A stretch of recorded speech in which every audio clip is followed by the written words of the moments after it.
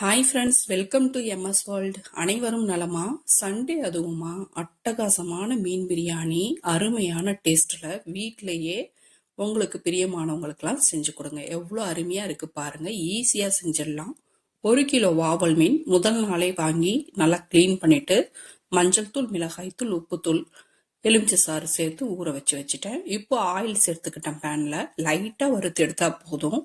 ரொம்ப டீப்பாக வறுக்கக்கூடாது, லைட்டாக தான் வறுக்கணும்.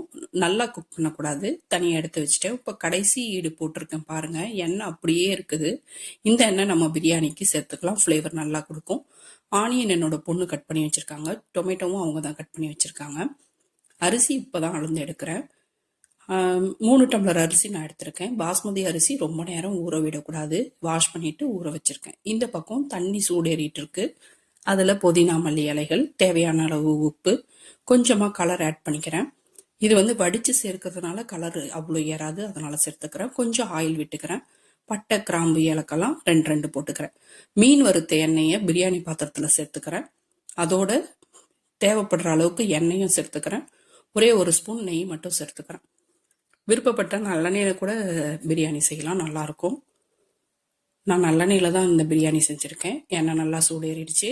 பட்டை, கிராம்பு, ஏலக்காய் எல்லாம் 3 போட்டுட்டு கட் பண்ணி வச்சிருக்கிற வெங்காயத்தோட 3 பச்சை மிளகாய், காரம் இல்லாத பச்சை மிளகாய் தான் நான் யூஸ் பண்ணுறேன். அதனால தான் 3 பச்சை மிளகாய் 3 இல்லை 4 பச்சை மிளகாய் சேர்த்துருக்கேன்.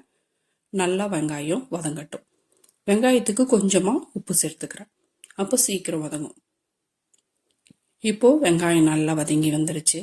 முடிஞ்சால் கோல்டன் ப்ரௌன் ஆகிற வரைக்கும் வதக்குனீங்கன்னா ரொம்ப ஃப்ளேவர்ஃபுல்லாக இருக்கும்.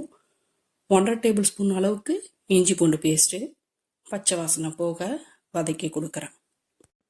இஞ்சி பூண்டு பேஸ்ட்டோட புதினா மல்லி இலைகளும் சேர்த்துக்கிட்டோன்னா ஃப்ளேவர் நல்லா இறங்கி பிரியாணிக்கு டேஸ்ட்டு அதிகமாக கிடைக்கும், நல்லாயிருக்கும். புதினா மல்லி இலைகளை சேர்த்துக்கிறேன். வெங்காயம் ஒரு 5 பல்லாரி வெங்காயம் கட் பண்ணி சேர்த்துருக்கேன் நான். இப்போ இந்த இஞ்சி பூண்டு பேஸ்ட் வதங்கினதும் 1.5 டீஸ்பூன் அளவுக்கு மிளகாய்த்தூள் சேர்த்துக்கிறேன். காரம் அதிகம் இருக்காது, மைல்டான டேஸ்ட்டில் தான் செய்கிறேன் நான். இது ஏன் சேர்க்குறோன்னா பிரியாணிக்கு கலர் நல்லா கிடைக்கும். வெங்காயத்தோடு மிளகாத்தூள் சேர்க்கும் போது கலர் நல்லா கிடைக்கும். மிளகாத்தூள் போட்டு 2 நிமிஷம் ஆனதும் 4 தக்காளி பழம் கட் பண்ணி வச்சுருக்கேன். அதையும் நல்லா சேர்த்து கலந்து கொடுத்துக்கலாம். தக்காளி நல்லா மசியணும், அப்போ தான் பிரியாணி நல்லா டேஸ்ட்டாக இருக்கும். எந்த அளவு வதக்க முடியுமோ அந்த அளவு வதக்கிக்கலாம். தக்காளி போட்டு 2 நிமிஷம் ஆனதும் 1/2 டீஸ்பூன் அளவுக்கு பட்டை, கிராம்பு, ஏலக்காய் பவுடர் பண்ணதை சேர்த்துக்கிறேன். அதை நல்லா மிக்ஸ் பண்ணி கொடுத்துக்குவோம். இதில் அதிக மசாலா சேர்க்கவே இல்லை. மிளகாத்தூள் காரத்துக்கு, பட்டை, கிராம்பு, ஏலக்காய் வாசத்துக்கு, இஞ்சி பூண்டு பேஸ்ட், அவ்வளோதான் மசாலா. ரொம்ப மைல்டான டேஸ்ட்டில் இருக்கும். புளிப்புலாம் கரெக்டாக செக் பண்ணிக்கணும். இப்போ தயிர் வீட்டிலேயே உர போட்டது. இந்த குழிக்கரண்டியால் 3 குழிக்கரண்டி அளவுக்கு சேர்த்துக்கிட்டேன். கிட்டத்தட்ட ஒரு 50லேருந்து 75 மில்லி இருக்கிற அளவுக்கு சேர்த்து வச்சிட்டேன். இந்த பக்கம் தண்ணி நல்லா கொதிக்கிறதுனால அரிசியிலேருந்து தண்ணியை வடிச்சிட்டு அரிசியை சேர்த்துக்கிறேன். இந்த மசாலாவை மூடி போட்டு வேக விடுறேன்.